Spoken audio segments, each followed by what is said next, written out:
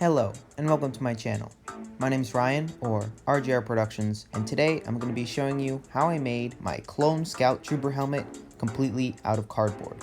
I'm selling the templates for this on my Etsy store down in the link below, so if you want to click over there and buy those, you totally can. Also, if you haven't already, please consider subscribing.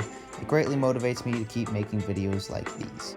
Now, let's get into the build. Here's the main piece that I'm starting this helmet off of. It's a piece on the back, and this line right here, this black line that goes all the way across, that line is about 13 inches long, and then this down here gets as wide as maybe 15, and then the top it's like 11. So I'm just going to curl this up, and then I'm going to cut out some spacers that kind of space at the end like this, a little bit up, and then I'm going to flesh out the front with kind of the snout area, and then we'll move on from there. So basically what I did is I rolled this piece up into a concave shape, so it was curving, and then I took a piece of cardboard and cut it across to make a kind of support connecting the two pieces together. And then I took a piece of cardboard that was about half an inch long, and I glued it on the edge on both sides to have a little lip coming on the inside edge. I tried to make the whole circumference of the finished helmet around 26 inches, just like my normal helmet size, so just keep that in mind if you're going to make this. Now the support kept caving in and it wasn't holding that well, so if you're going to make this, you're either going to have to cut a bunch of slits in the piece to make it give more, or just to hold it up and just leave it there for as long as you can and hope it stays together. Now with this front piece of cardboard, I just basically tried to do my best. I marked out where the middle of it was, and then I traced out the visor shape that I liked, and once I was happy with that, I cut out that front piece, and then I cut out that side and mirrored it, and then I would cut it out of one main piece of cardboard and then glue that piece on. Also here you can see me molding out where that little mouth area goes. And this is a little bit different from an ARF Trooper helmet. It kind of just molds into the side. It isn't really a separate unit on the front. So I just tried my best to do that, and it ended up working pretty well. So once I was happy with those pieces, I cut them out twice because there's two sides, and then I started gluing them together. So with that main mouthpiece area, it was a little tricky to put together, especially with that one tiny little gap right below the visor. But basically, I just glued the two pieces on, connecting them at the sides. And then in the middle of the front, I bent it down a little bit and then glued that together. I did the same thing with the visor piece, and the visor shape that I did on this actually isn't too accurate, but the visor goggle frame that I'm including in my templates is much better, so you can use that if you want to. Also, make sure to add a support piece in between that front visor area where the goggles are, where you can see out of, and the little chin area where your nose would sit. So just keep that in mind, add a little support piece. And then with those side main faceplate panels, the lower ones, I glued them on, just kind of starting at the eye area, so they would be level with it, kind of connecting the two pieces of cardboard together. And then once you get further out of the piece, kind of closer to the mouth, then they would eventually pull out and be glued above it, and then it would be glued to the middle. I also just did a little smaller piece on it, so if you look at a reference image, there's a tiny little macaroni shaped piece missing, so I just took that. And then I added a tiny little frame around the goggles. You can see this here. It's basically just a border with the right shape that I traced out, and then it just connects it to the wall straight back. And then there's a smaller rectangle on top of it. So here I'm starting on the dome. I just added a little bit of a border shape in between this to make it fit the right area. And then I took a little wall that was maybe half an inch tall, maybe a little bit more, probably closer to an inch tall. And I built that around the edge. And then I started doing a taper, so it was about half an inch long, and it just tapered in to kind of make it more of a rounded shape instead of just a flat box. And I just estimated the size of this, and then once I was happy with it, I peeled it off, traced it onto one clean piece of cardboard, and then glued it on, and then I traced out a top piece. And now you can see me working on the visor shield, kind of the sun guard. So I just took a piece of cardboard and traced out that visor shape from the top where the dome sits, and then I cut that out, and then built up the side wall. And then once I was happy with that, I cut out a little rectangle out of the center of it. There's just a hole there for some reason. Then I took a wire, like from a coat hanger, I bent it into the correct shape, And then once I was happy with that, I glued that on so it would stay rigid while we were painting it. That's the main reason. Now you can see me working on the front chin area, and this is pretty simple. It's just this main one long piece, and then it has a couple angular bits sticking off of it.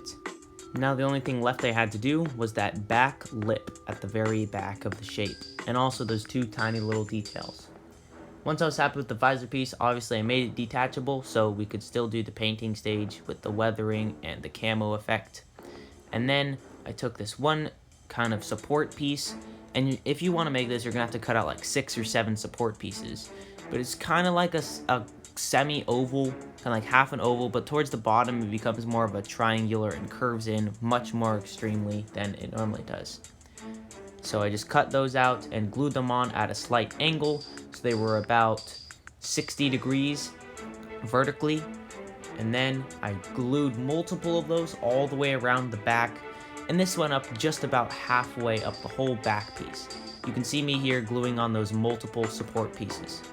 It's fairly simple. I just kept them angled because I thought it would be easier, because if you hold a piece diagonally, it's obviously going to be longer than if you hold it vertically, and if you held it vertically, it'd have to make 2 different template pieces, so I just decided not to. Now you can see me here molding that back main piece. It's just like the main lip cover. These pieces are a little bit tricky to figure out, but once you get the hang of it, they're actually really easy. All you do is take a rectangle of cardboard and cut a bunch of little triangular wedges out of it, maybe spaced out about 1 inch apart, and then they're also on the opposing side at the top as well. So what you do is you fold them together, and then you glue up those triangles, and then you mirror it to the other side. And this is a very long and tedious process, gluing up all these triangles together. But then once you have all them glued together, you can take that one whole piece you have and stick it right on the back and glue it together, and then hold that back edge to make sure the glue sets. So now I've got the construction of this helmet all nice and done. You can see the visor is all on. It has that little gap in there, just like how the helmet should. And then around the back, I have this little lip here. And this dent right here doesn't really matter. It will get covered up with spackle. And everything else around the back is all done. So now what I need to do is detach the visor. And what I didn't show you guys in the time lapse is I actually added this little piece of wire in here, so that when I detach it, it'll stay in the same place and it won't shift around too much. So yeah, I'm just going to go ahead and detach the visor, and then I'll go spackle everything, and then we can show you the camo technique. This painting technique is not mine. I got this from Galactic Armory. So basically what he did is he took 3 different colors, basically this tan color, and then a middle toned down green, and then a super dark green. And what you do is you lay down a base coat of the tan color, and then you get a sponge or a piece of foam and you tear it off the end so you have a rough edge. And then you take that and you spray paint that, and then you use that to dab on the colors. So what I did at first is I took that dull green color and I stippled that on, and then once I thought that was enough, I did the same thing but with the lighter, darker green color. I stippled that on, and then I repeated this process with the tan one as well until I got the desired effect. Again, make sure to do this on the visor piece. This is why the visor isn't actually glued on yet, so we can do this step.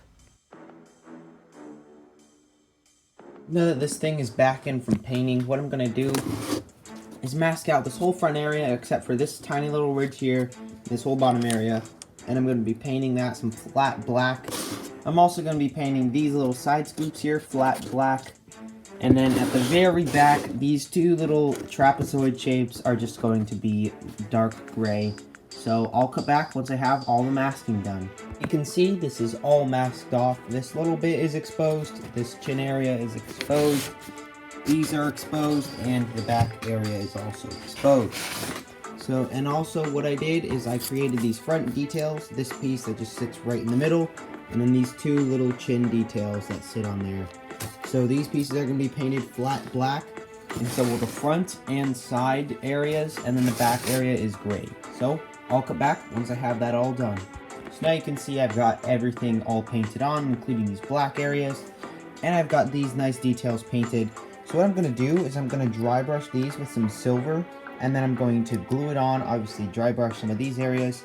And instead of doing normal weathering, this one doesn't really need it. All I'm going to do is get some black paint and put it on a brush and wipe it in all the cracks. And then once I have it in the cracks, I'll wipe most of it off, but it'll still leave a little residual in it. So I'll be back once I have that done, and I'll show you how to tint a visor. Pretty much all you're going to need for the tinting process is some green tint. Now I'll have a link for this in the description down below if you want to purchase this. And then you're going to need your visor cutout shape. Now, this piece is like the perfect size to fit in the visor. You're going to need some sort of spray bottle with some water in it. This is just an old cleaning bottle that's empty, so I just filled it up with some water. And then the last thing you're going to need is some sort of squeegee. So what I'm using is just this kitchen spatula. It has a nice flat edge, and basically what this is going to be used for is squeezing out all the air bubbles. So I'm not going to time lapse this or anything, but basically the process you're going to need to go over is taking this, cutting it to about the right size, and then you peel off the sticky back, kind of like a sticker. It's like a big sticker. And then you spray down the sticky side of this with some of the water, and then you also spray down the visor with some water. And then you apply it as best as you can, and then just try to get out all the bubbles.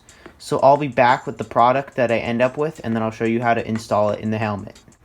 Alright, here you can see I have nice put on the visor. So it looks really nice, and actually you put it on the inside, and the inside of the tint is silver, and you peel off the piece on the outside, and then you spray it down and put it on.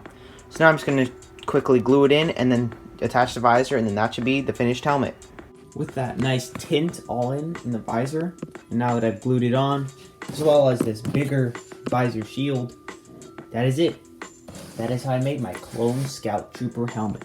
So, let's cut to the outro. Before I end this video, I just want to say I'm sorry, because it's been a while since I recently uploaded. It's been more than a week, and I'm trying to upload about once every week.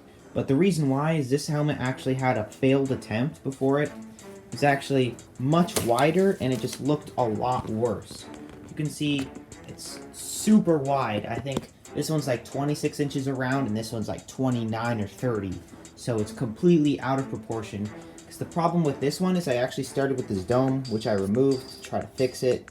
And then I tried filling it in from the front, and since I made it really boxy like this, it just really didn't work. So I'm hoping you guys like this much more refined one from that piece of junk. So now, let's cut to the outro. This project was really fun to make, and I highly recommend that you make it too. If you want to make it too, down in the description below, I'm selling the templates on my Etsy store. If you have any suggestions on what I should make next, please leave them in the comments down below. This has been RJR Productions, signing off, till next time.